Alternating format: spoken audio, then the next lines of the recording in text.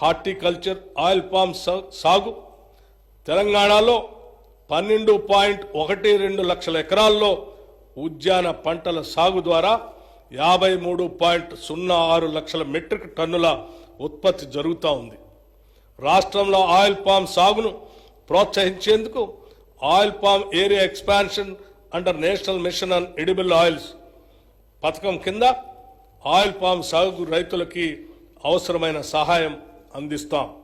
2024-25లో రాష్ట్రంలో 1 లక్ష ఎకరాల oil palm సాగు చేసేలాగా లక్ష్యంగా పెట్టుకున్నాం.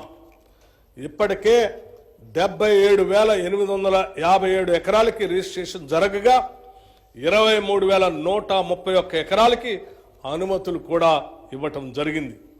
వచ్చిన మొత్తం రిజిస్ట్రేషన్లకి ఈ నెలలోనే ప్లాంటేషన్ మరియు డ్రిప్ అనుమతులు కూడా ఇవ్వాలని లక్ష్యంగా పెట్టుకున్నాం.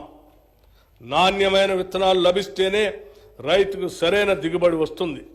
గత ప్రభుత్వ పాలనలో రాష్ట్ర రైతాంగం నకిలీ విత్తనాల వల్ల పూర్తిగా నష్టపోయారు.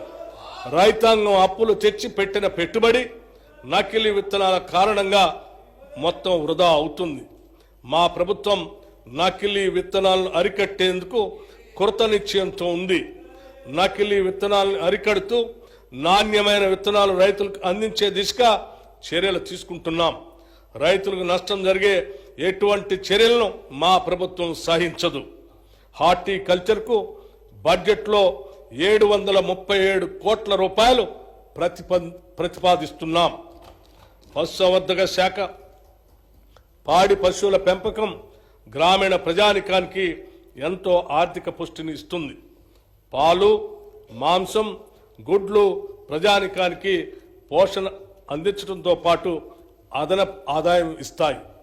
ఇతర అనుబంధ రంగాలైన చేపలు, గొర్రెలు, కోళ్ల పెంపకం ఎంతో మందికి జీవనోపాధి కల్పిస్తాయి. ఈ రంగం గ్రామీణ ప్రాంతాల్లో ఉపాధి కల్పిస్తూ అభివృద్ధిలో కీలక పాత్ర వహిస్తుంది. పాల ఉత్పత్తి రంగంలో 62% వాటా చిన్న సన్నకారు మరియు భూమి లేని పేదలదే. వారు రాష్ట్రంలోని పశు సంపదలో 70% వాటా పొంది ఉన్నారు.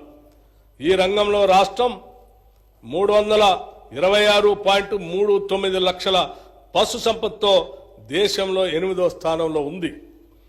పశు సంవర్ధక రంగానికి ఈ బడ్జెట్లో 1,980 కోట్ల రూపాయలు